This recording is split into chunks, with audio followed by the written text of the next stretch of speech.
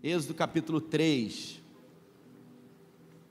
o tema dessa mensagem é improváveis.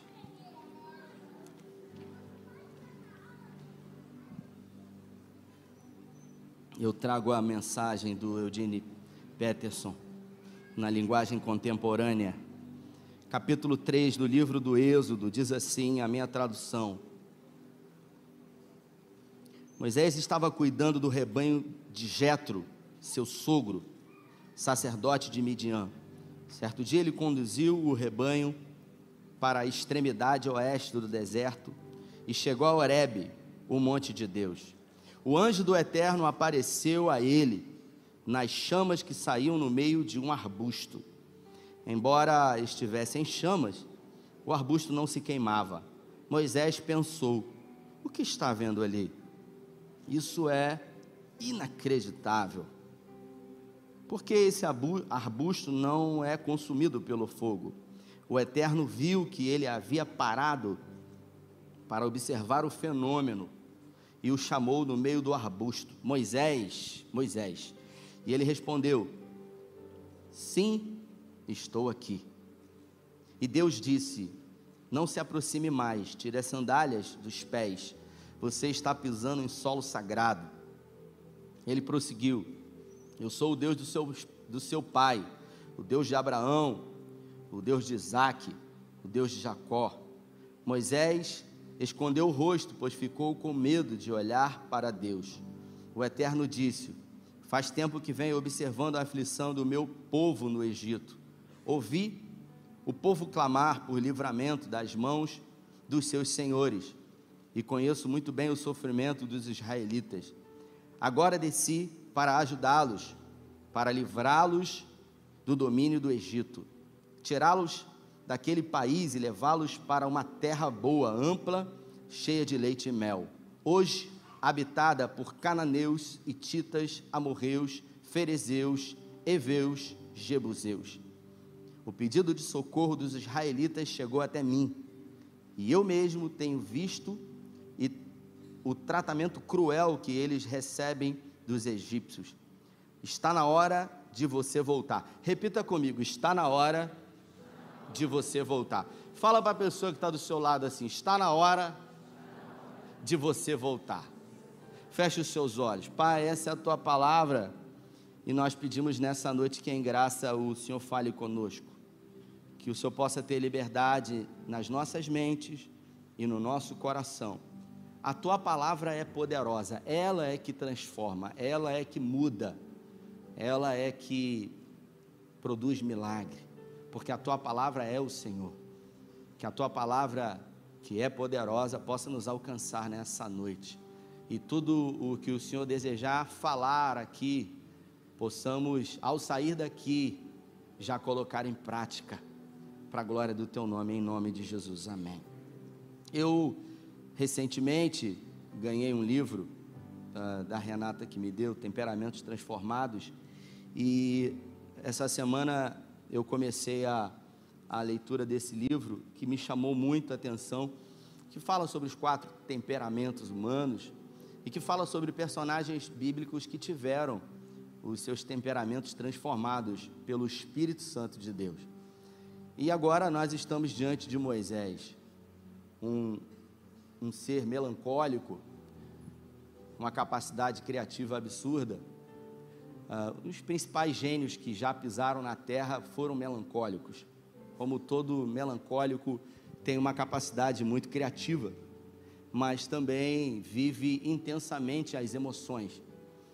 E por viver intensamente as emoções, em algum momento se permitem ser inundados por essas emoções positivas e também às vezes negativas. É por característica do melancólico viver crises depressivas, de angústia, e Moisés não foi diferente. Eu queria nessa noite, na nossa conversa, falar sobre esse improvável, um homem comum, mas que foi levantado numa circunstância adversa. O texto que eu acabei de ler é um momento lá na frente, quando ele tinha 80 anos de idade. Mas essa história aqui não começou no texto que eu li. começou quando esse próprio Deus aqui narrado disse que ouviu e se atentou para o clamor do seu povo. O povo hebreu estava durante 420 anos sendo subjugado.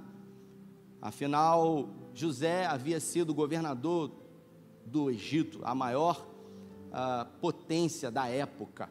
E aí a gente observa que aquele faraó havia morrido e outro se levantou, e os hebreus se multiplicaram muito, ao ponto dos egípcios ficarem com medo de serem subjugados por ele, e por isso escravizaram os hebreus. E o texto diz que durante 420 anos eles foram escravos, e eles começaram a clamar a esse Deus, até que Deus ele resolveu levantar um homem. Repita comigo: um homem. Deus usa pessoas. Deus não usa lugares, Deus não usa coisas, Deus usa pessoas. E a prerrogativa que Deus decide para usar alguém não são as suas habilidades, não são as suas aptidões. Deus, quando decide usar alguém, Ele resolve usar as pessoas mais insignificantes, os desprezíveis, os improváveis. E você vai ver na história, nessa noite, desse homem chamado Moisés, um homem que tinha tudo para dar errado. Ele nasceu numa circunstância totalmente adversa, afinal, o rei, ou o faraó, estava produzindo um controle de natalidade. Os hebreus, eles se multiplicavam muito, e por isso ele ficou com medo e começou a declarar a morte de todo hebreu que nascesse homem. Só as mulheres poderiam viver. E Moisés, ele foi concebido, fecundado exatamente dentro desse contexto. A sua mãe, uma mulher chamada Joquebede, cheia de autoridade e de fé, diante de um decreto de morte de todo menino, ela escondeu a sua gravidez. Muitas crianças foram mortas, muitas crianças foram jogadas no rio Nilo. O texto diz que 2 parteiras egípcias, elas se negaram a matar as crianças do sexo masculino, e quando foram indagadas pelo faraó, elas diziam: olha, as hebreias, elas são muito fortes, quando a gente chega lá para dar a luz, parece que é igual ao quiabo, as crianças já nascem, já está no colo chorando, a gente vai fazer o quê? O fato é que as mulheres hebreias, elas tinham a ajuda de Deus, o cuidado de Deus em tudo, porque em tudo o que passamos e vivemos, Deus sempre coloca alguém, Deus sempre estabelece alguém para produzir um escape num momento difícil, num momento adverso das nossas vidas. Não foi diferente no nascimento de Moisés. Ele foi gerado em circunstâncias adversas, a sua mãe escondeu aquela gravidez. Quando ele nasceu, a sua mãe conseguiu esconder ele até o dia em que não pôde mais esconder aquela criança. E Joquebede foi uma mulher ousada, ela pegou um cesto, ela tapou os furos daquele cesto com um betume, e ela lançou o seu filho querido, no rio Nilo, um rio cheio de crocodilos, cheio de perigo. Eu pergunto para você, será mesmo que Joquebede, ela fazia ideia do que ela estava fazendo ali? Ela confiava em Deus, ela sabia que havia uma promessa de Deus de libertar o seu povo. Afinal, se você observar a história dos patriarcas, ela revelava uma promessa que Deus havia feito para Abraão, que se estendeu depois a Isaque e a sua geração, dizendo que eles herdariam uma terra que manaria leite e mel. E os hebreus, eles tinham por hábito, nas suas festas tradicionais, conversar e falar sobre as promessas e sobre as histórias que os patriarcas haviam vivido. Então eles conheciam esse Deus poderoso, e Joquebede resolveu confiar no Senhor. Moisés, então, uma promessa de Deus, nasceu nessas circunstâncias adversas, foi colocado num cesto no rio Nilo, nenhum crocodilo comeu ele não foi perdido pela correnteza, mas a filha de Faraó estava se banhando ali, através de uma atitude de Joquebede. Ela teve um plano, mas ela contou também com o Senhor. Então Joquebede fez o que era possível, ela fez a parte dela, e Deus se encarregou de fazer o impossível. Aquilo que parecia impossível, Deus tornou possível, e aquilo que ela precisava fazer, ela não se omitiu. Então ele foi pego das águas, e por isso Moisés, tirado das águas pela filha de Faraó, e logo Miriam estava ali dizendo: olha, tem uma hebreia aí que acabou de dar um filho, se você quiser, ela pode ser ama de leite. E Joquebede acabou ganhando dinheiro para cuidar do seu próprio filho. Moisés, quando tinha aproximadamente 7 para 8 anos de idade, algumas correntes teológicas dão a entender isso, foi levado para o palácio. Mas uma criança, do dia que nasce até uns 7, 8 anos de idade, ela já aprende muita coisa. Segundo a psicologia, a formação do caráter de um indivíduo se dá até os 7 anos de idade. É como uma esponja, né? Se você for lá no dicionário Aurélio, vai estar escrito: caráter é o conjunto de habilidades adquiridos ou desenvolvidos de acordo com o tempo que define quem você é, Caleb. Moisés já tinha caráter, ele escolheu habilidades que ele via em pessoas, ele escolheu posicionamentos que ele via na sua mãe, ou no seu pai também, Arão, e ele decidiu: eu vou ser dessa maneira. Moisés, até os 7, 8 anos de idade, pastor Juan, ele cresceu ouvindo histórias sobre esse Deus poderoso, que havia realizado feitos incríveis com os patriarcas. Então Moisés, ele não era um menino indefeso, ele já tinha noção de quem era esse Deus, e de que forma ele havia sido concebido, escondido pela sua mãe, e o milagre pelo qual ele havia feito parte, uma vez que a mãe dele lançou ele no Egito. Então ele tinha consciência de tudo isso, e aos 8 anos de idade, ele vai para o Egito, e ele estudou naquilo que muitos teólogos chamam na Universidade do Sol. Ele se formou, ele foi um homem letrado, ele foi um homem influente, ele foi um homem muito inteligente. Ele provavelmente foi preparado para ser o sucessor do seu avô. Provavelmente, ele seria, quem sabe, por que não, um faraó. E dentro desse contexto, um homem formado, um guerreiro, porque provavelmente conhecedor de habilidades, né, de luta da época, Moisés, agora com 40 anos de idade, resolve sair e inspecionar aquilo que os hebreus estavam fazendo, sendo subjugados pelos egípcios. E agora esse ser humano colérico, melancólico, ele resolve passear, e ao passear ele vê um hebreu subjugando um egípcio, subjugando um hebreu, e ao ver aquela cena, ele não suporta, e ele mata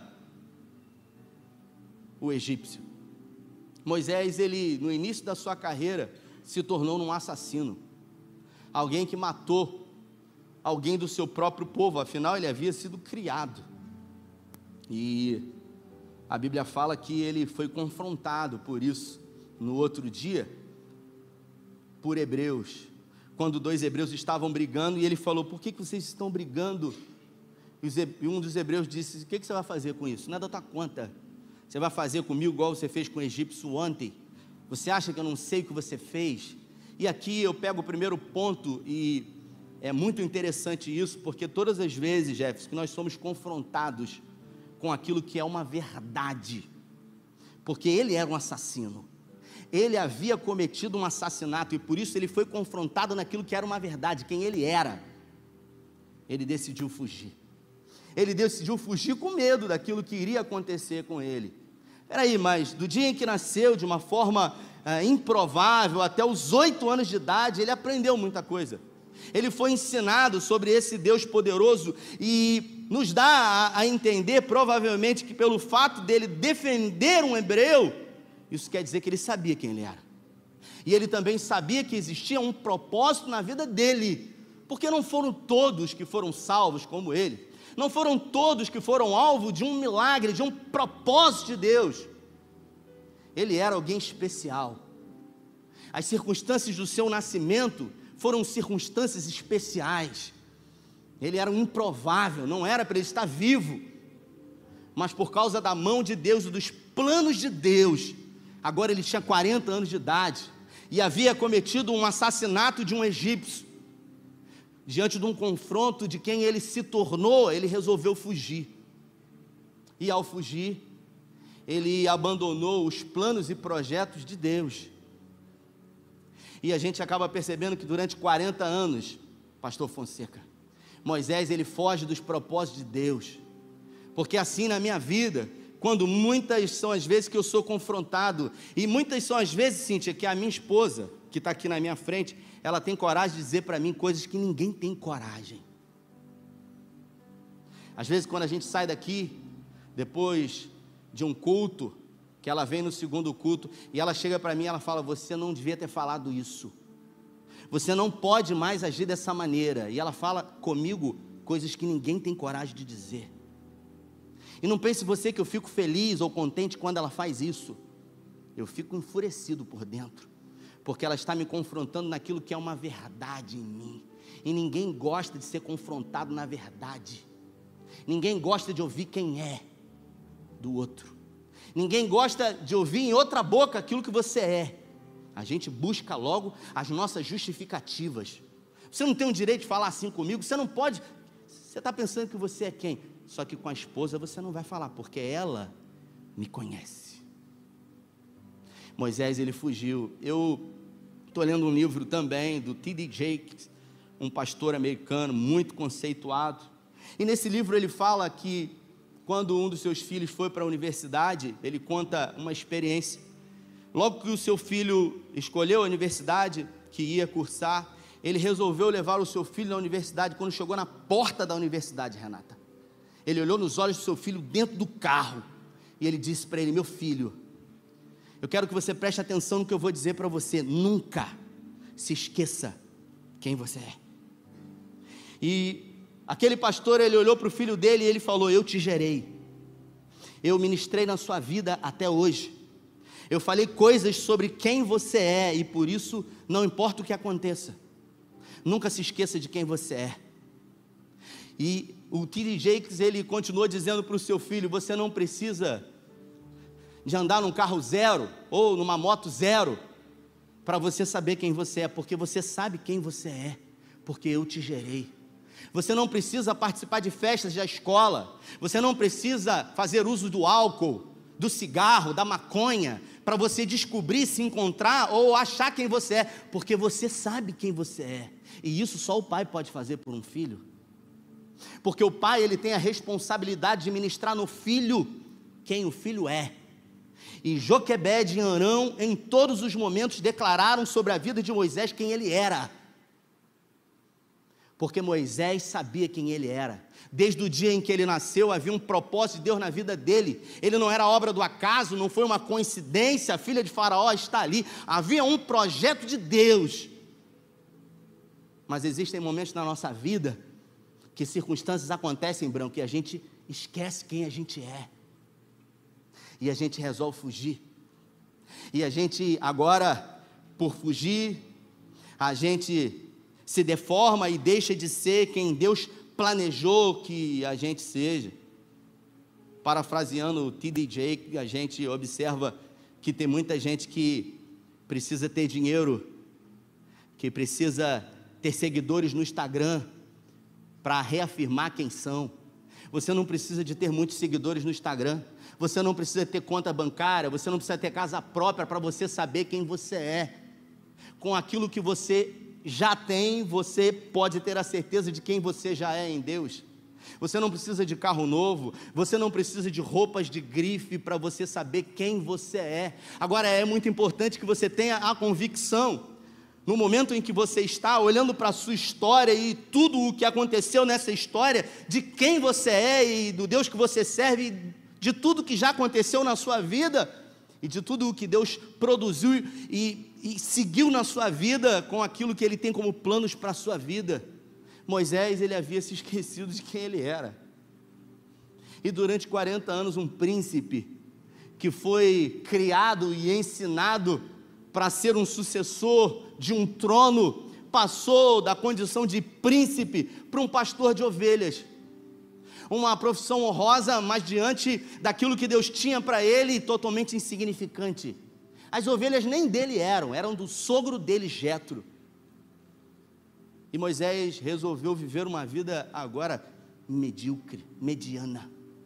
Moisés, ele se conformou com a vida, sabe, como muitas são as vezes que eu e você nos conformamos. É aquela história que eu sempre falo aqui, da máxima que todo crente fala, quando ele não tem resposta para as coisas que são lógicas nas nossas vidas. Você tenta, não consegue, você tenta, fracassa, você tenta, passa uma perna em você, você tenta, se decepciona, e em algum momento as pessoas questionam, porque os seres humanos, eles são cobrados a todo momento. Do dia que você nasce, até o dia da sua morte, você vai ser cobrado por todo mundo. E aí, está falando alguma coisa? Já anda? Não.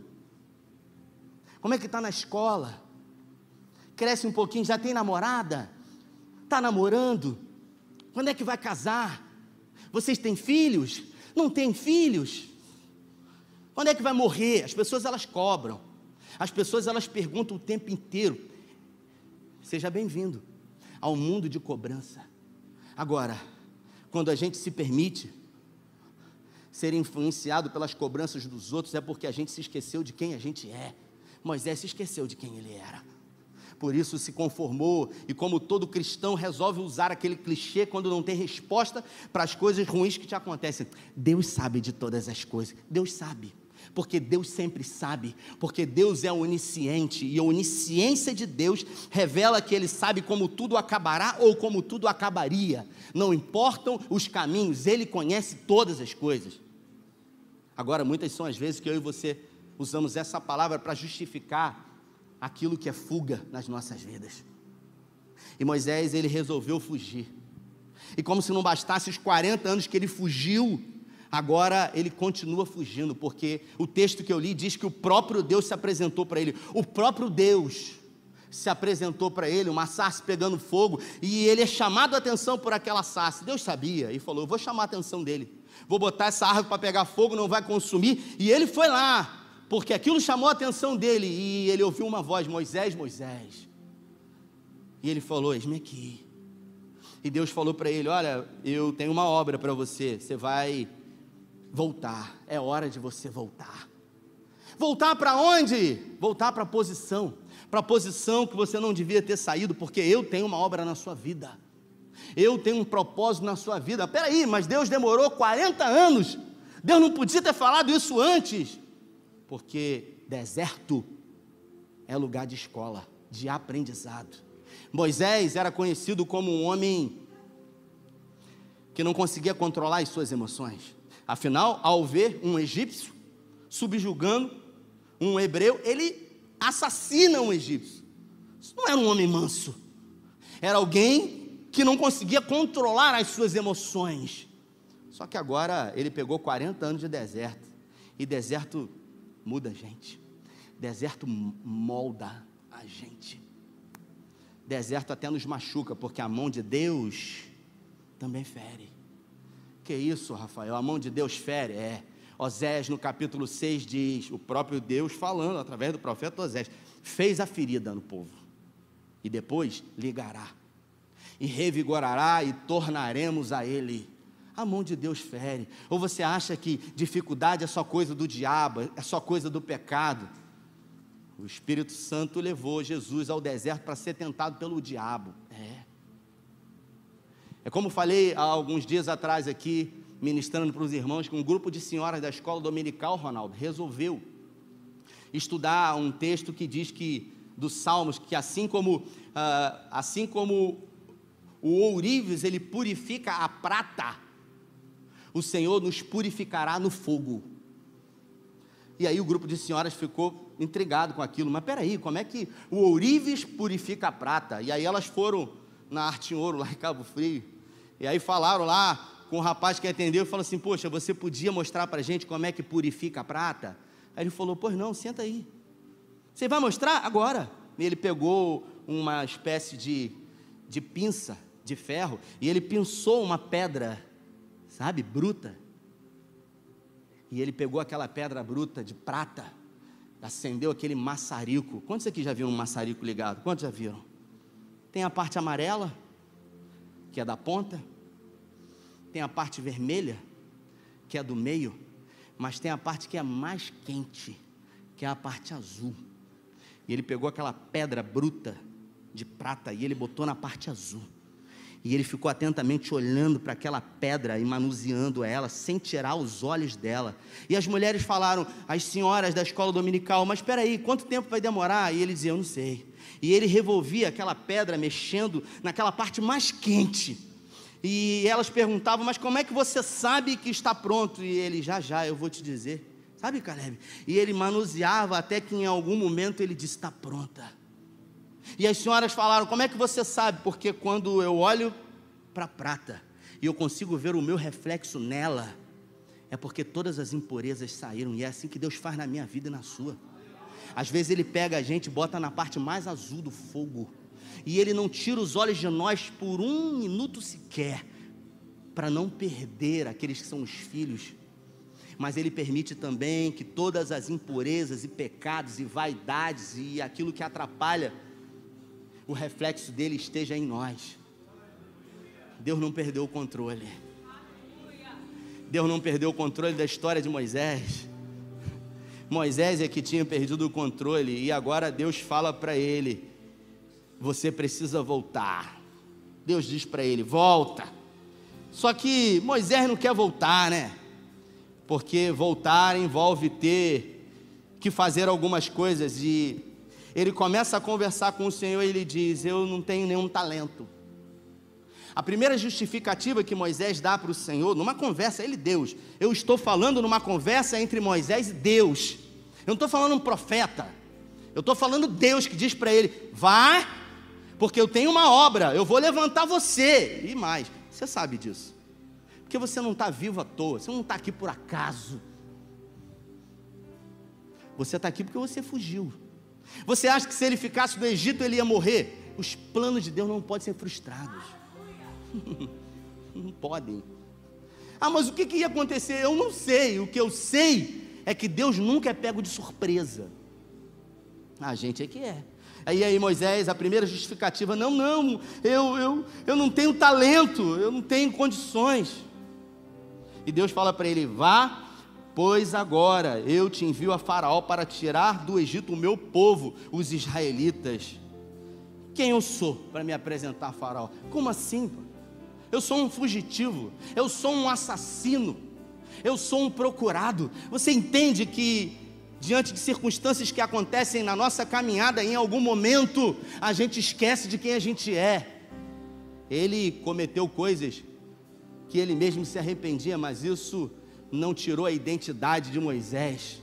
Ele se deformou, ele esqueceu de quem ele era, mas Deus não se esquece de quem nós somos. Por isso, não importa o que aconteça na sua vida, nunca se esqueça de quem você é. Nunca se esqueça de quem é Deus e do que Ele já realizou na sua vida.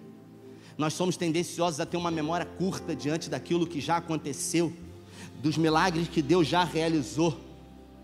E a gente, às vezes, até é injusto com a gente e com Deus diante do que nós estamos vivendo hoje. Eu não tenho como, eu não tenho talento. Deus não usa pessoas talentosas. Deus levanta improváveis.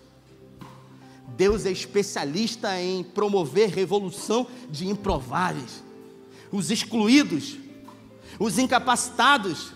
Agora, como todo melancólico, Renata, Moisés, ele sofria de alguns complexos de inferioridade.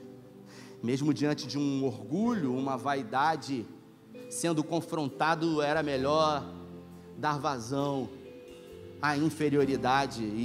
E ele diz para Deus, eles não vão acreditar em mim, porque ninguém acredita em mim, porque eu não tenho crédito, porque eu sei quem eu sou, porque eu sei a vida que eu vivi, porque eu sei o que aconteceu, ninguém acredita em mim.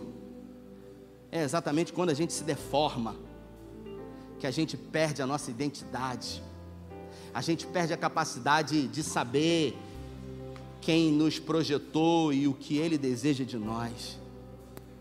Moisés já não acreditava mais nos projetos de Deus, mas Deus, Ele não muda. Deus, Ele não mente. Deus, Ele não sofre sombra de variação. Ele é o mesmo ontem, hoje e eternamente. Ninguém acredita em mim. Eu não tenho nenhum talento. Mateus no capítulo 28, versículo 19, ele começa a dizer, vão por todos os lugares. É o último capítulo do Evangelho de Mateus. E os últimos versículos, prega o Evangelho a toda criatura, fazei discípulos. batizar em nome do Pai, do Filho e do Espírito Santo. E no último versículo ele diz: eis que eu, Jesus, palavras de Jesus, eis que eu estarei convosco todos os dias, até a consumação do século.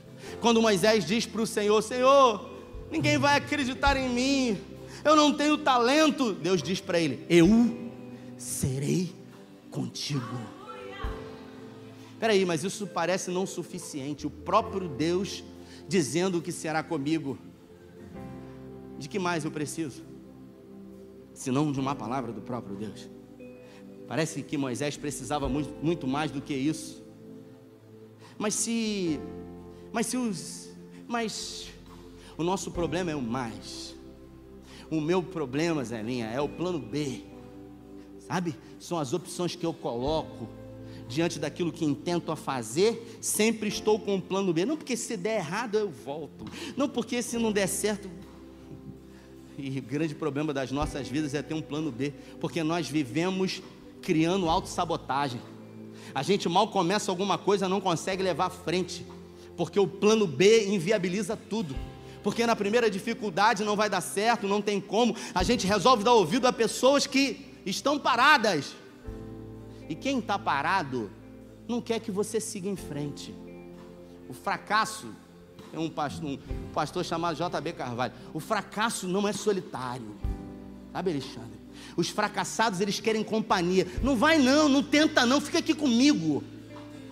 Porque se você conseguir, você vai deixar ele para trás sozinho. Fica aqui comigo, não tenta não. E as pessoas fracassadas, elas tendem a querer colocar medo em você. Olha, vai dar errado, nós estamos em... Rapaz, pensa bem, cara, pelo amor de Deus. São pessoas pessimistas. Eu pergunto para você, com que tipo de pessoas você tem andado? Quem você tem emprestado o teu ouvido? Nós somos a média das pessoas que nós caminhamos. Se você anda com pessoas pessimistas, você será a média dessas pessoas.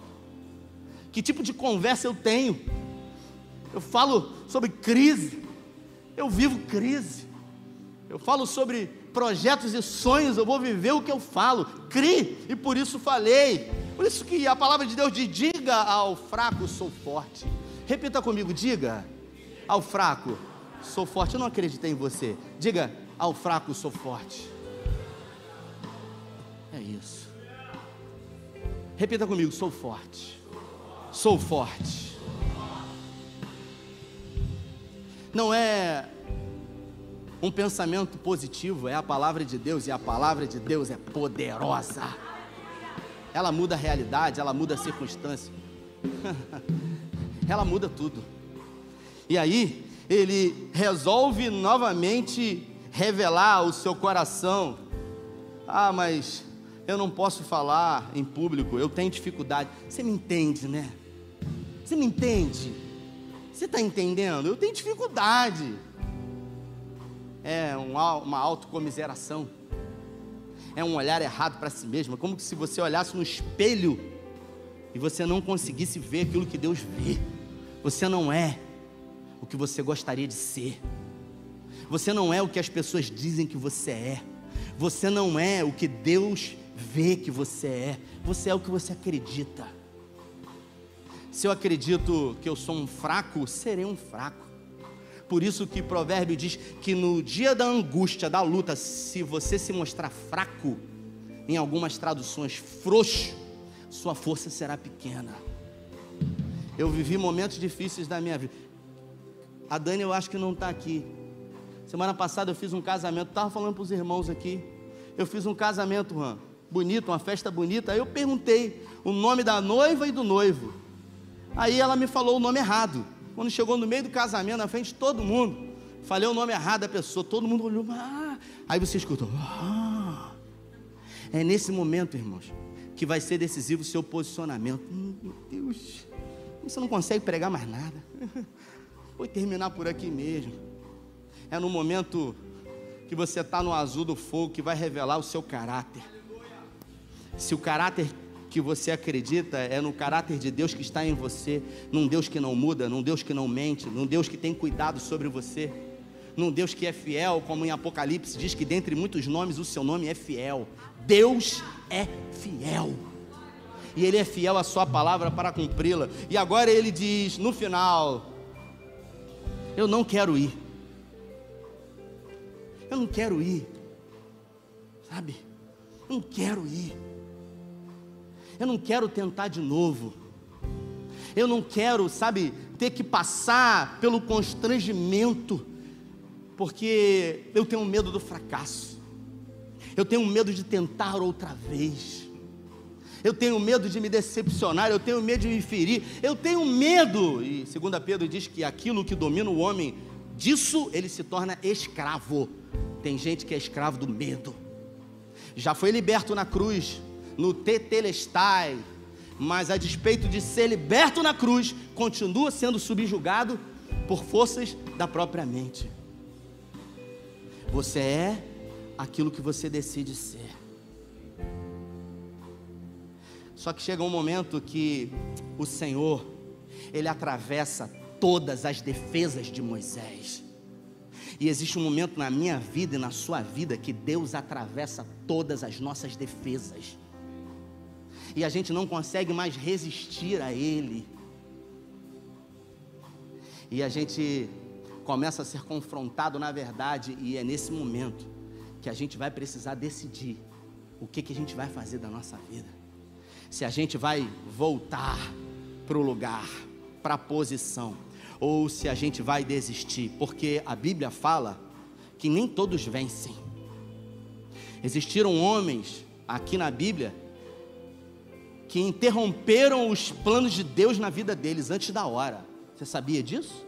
Elias, por exemplo, Deus tinha muito mais para fazer na vida dele, só que chegou um momento que Elias falou: não quero mais, não aguento mais, eu quero morrer. Pediu a morte 2 vezes, e Deus falou: rapaz, você não está sozinho, você está achando que está sozinho. Não, porque eu estou sozinho, não tem ninguém, tem 7.000 como você, rapaz. Estou falando de um homem que o próprio Deus falava com ele. Você imagina eu e você, que ouvimos tanto eco aí de um monte de gente, e Deus falou: tudo bem, eu entendo, eu tinha mais para você, mas eu estou entendendo que você não quer mais, então se levante, você vai ungir Eliseu no seu lugar, você vai ungir Jeú como rei. E a carreira de Elias foi interrompida, porque ele se acovardou, não quis voltar para a posição. Eu queria que você se colocasse de pé, e eu queria pedir que você fechasse os seus olhos. Você que é um improvável, você que veio aqui nessa noite e ouviu essa palavra de um homem que tinha tudo para dar errado, de um homem que Deus construiu a sua história no meio de impossibilidades, tinha tudo para dar errado, criou todas as justificativas possíveis diante de Deus para não ser o maior líder do Antigo Testamento, mas apesar de tudo isso, ele decidiu voltar para o lugar de coragem. Não é voltar para o Senhor, não, porque ninguém pode fugir dele. É voltar para uma posição, para uma condição aqui, ó. É uma condição de mente. E como eu disse, quando fiz menção ao livro, na vida, ou a gente vai dar desculpa no final, ou vai contar testemunho. Todo mundo gosta de contar testemunho ou ouvir testemunho, eu adoro, mas ninguém quer viver o processo. Se Moisés não vivesse o processo, eu não estaria contando dele aqui. Irmãos, escute o que eu vou falar para você. Ninguém conta história de fracassados. Os fracassados na Bíblia nem tem nome, porque os fracassados não escrevem o seu nome na história. Mas você não foi chamado por Deus para ser um fracassado. Por isso eu declaro sobre a sua vida que não importa o que aconteça, parafraseando o T.D. Jakes, nunca se esqueça de quem você é. Não importa uma enfermidade que chegou até você, ao seu corpo, não importa uma situação difícil financeira, não importa uma situação adversa no seu casamento, uma crise nos seus filhos, nunca se esqueça de quem você é. Quero convidar você que foi alcançado por essa palavra, e você precisa de uma mudança na sua vida, porque você sabe que o Espírito Santo falou com você, eles vão adorar, e você vai sair do seu lugar, pedir licença para a pessoa que está do seu lado, porque essa pessoa que está do seu lado não pode fazer nada por você, a não ser dizer para você: vai não, fica aqui comigo, porque eu não quero ir. Porque o fracasso sempre quer companhia. Mas você não foi chamado para ser fracassado, você não foi chamado para ser dos que retrocedem. Por isso, saia do seu lugar. Eu quero orar com você, e eu quero declarar profeticamente um novo tempo na sua vida. Sai do seu lugar. Isso. Olha para mim aqui. Irmãos, eu vou dizer uma coisa para vocês. A minha esposa foi lá embaixo pegar o Tito. Existem pessoas que estão aqui, está aqui na frente. Existem pessoas que estão aqui que me conhecem. Eu sou um ser humano dotado de qualidades e defeitos. Mas uma coisa na minha vida que eu nunca, absolutamente nunca me permiti foi desistir. Não importa a situação, a circunstância, o que for, eu me recuso a lutar e me entregar. Nunca. Eu tive, apenas para edificar a sua fé, eu tive um problema no rim, dor no rim, não foi um problema grave, cálculo renal. Descobri que tinha um estreitamento aqui. Todo mundo em algum momento tem. Quem já teve cálculo renal, dor de rim? Levanta a mão. Muita gente. Acho que metade da igreja. Eu operei 6 vezes. 6 vezes. Não é laserzinho não, cirurgia mesmo. 6 vezes. Precisasse operar 15, eu operava. E eu falava para minha esposa: eu não vou desistir. Aprende a conviver com isso, cara. É assim mesmo. Eu não fui chamado para me conformar. Eu fui chamado para ser um conformado. E a nossa vida muda quando a gente não se conforma com a situação que a gente está vivendo. Porque quando a gente se conforma, a gente entra na zona de conforto. Não. Então eu me recuso a desistir. Eu me recuso a não lutar. Então o mínimo que Deus espera de você é que você entregue tudo de si. Eu me reúno com eles aqui. Esse pessoal chega 3 horas aqui. 3 horas. Eu falei com eles aqui: vocês podiam ficar em casa com a família, engole a comida correndo, se arruma, faz maquiagem e vem aqui e fica até o último culto. Aí eu falei para eles: no mínimo que vocês têm que fazer é entregar tudo aqui, deixar tudo aqui. Não leva nada para casa. É isso.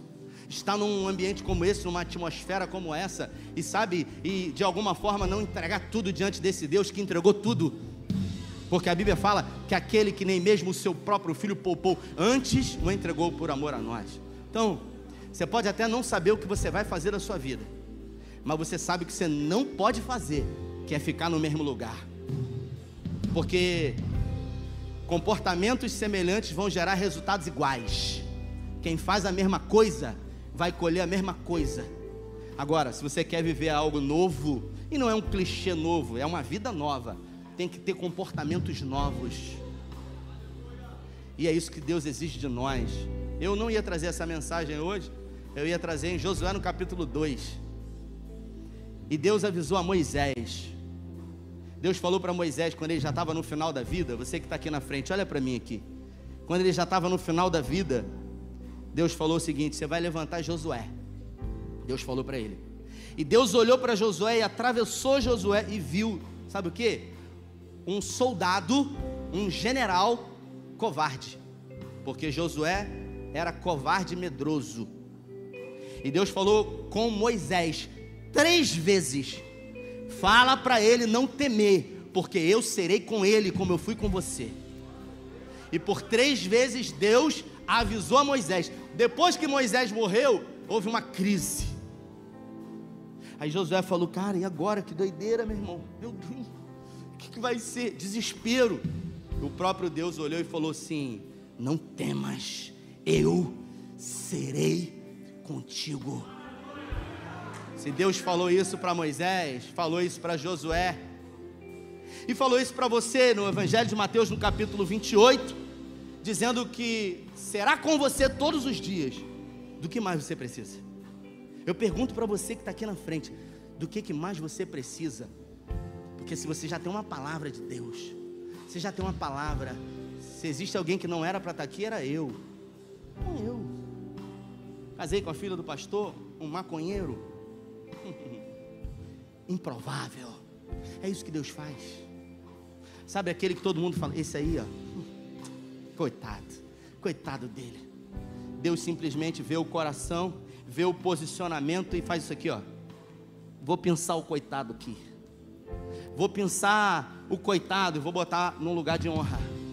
É isso que Deus faz na sua vida. Agora, tem que ter coragem. Coragem, sabe? Porque vir na igreja, ficar no seu lugar e não ter posicionamento, na segunda-feira não muda a vida. É a atitude que Deus deseja de mim e de você. Muitas são as vezes que eu prego aqui e pessoas falam assim depois: caramba, que mensagem, Deus falou muito comigo. E eu falo às vezes para minha esposa: sabe de nada, meu, preguei para mim hoje. E você achando que Deus me usou para você, primeiro usou para mim mesmo, que a boca mais perto do meu ouvido é a minha. Então, essa palavra falou comigo, e se ela falou com você, eu vou orar com você. E se você está no seu lugar e você quer vir, a hora é essa, vem. Fala assim: dá licença que o Espírito Santo falou comigo, não me atrapalha não. Isso, eu vou orar com você, pode vir, porque eu vou orar.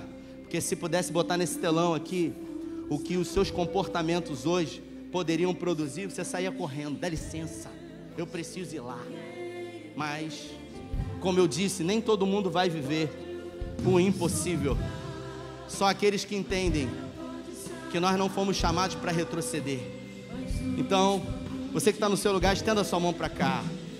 É no nome de Jesus, Pai, que nós declaramos sobre a vida de homens e mulheres que vieram no teu altar um novo tempo, onde a atitude e o comprometimento com o Senhor vão fazer toda a diferença.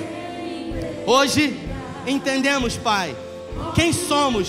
Não importa o que aconteça, não importa a situação, a adversidade, nós sabemos quem nós somos. Não vamos esquecer de quem somos.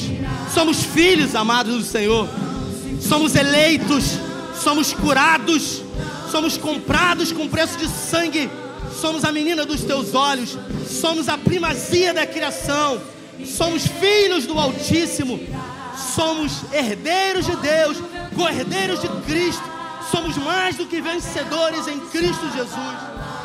Declaramos, Pai, que a partir de hoje, tudo aquilo que impedia na nossa mente, tudo aquilo que atrapalhava no nosso coração, de vivermos uma vida extraordinária na Tua vida, na Tua presença, que sejam jogados por terra os inimigos de Deus. Nós declaramos, Pai, a vitória, o milagre nas nossas vidas.